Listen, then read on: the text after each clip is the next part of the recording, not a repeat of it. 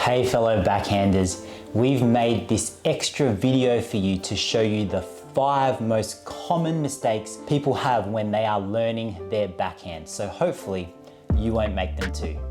Let's go. First off, many people hold their grip too tightly. This makes it tiring for your arm and difficult to generate power as well as control in your shot. So try this instead. When you hold the grip, allow for a bit of space between the racket handle and the palm of your hand. That way you can use your fingers to generate power, and it's easier to feel the shuttle when you make contact for your shot. Second, we see a lot of new players try to use their wrist too much when hitting backhands.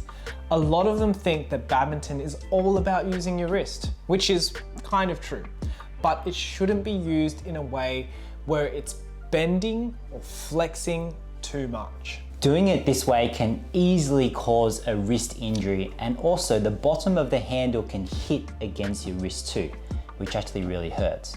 So try this instead.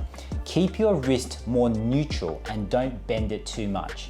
And rather than using a bending motion, use more of a rotational movement of your forearm, also named supination, and this will give you more power and prevent injury too. The third thing, we often see players lunge with their non-racket leg when hitting a backhand.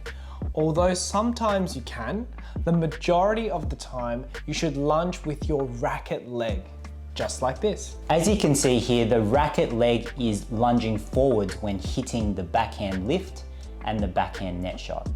So the fourth thing, even though we want you to practice your backhand, some players will resort to using their backhand unnecessarily. As the backhand is usually weaker than a forehand, except if you're Taufik Hidayat from Indonesia, it's often better to play a forehand shot instead if you're able to get there quick enough.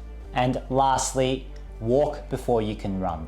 We often see players who try to do all of these fancy complex backhand shots before they are competent at the basic backhand skills. If you are able to comfortably hit all of the basic backhand shots, you'll be able to transfer those skills into more advanced backhand strokes anyway. So don't skip out on the basics, even if you really want to hit that crazy backhand cross-court smash for a winner against your biggest rival. And that's it. 5 common backhand mistakes that we see too often. We'll see you out there on court. Bye.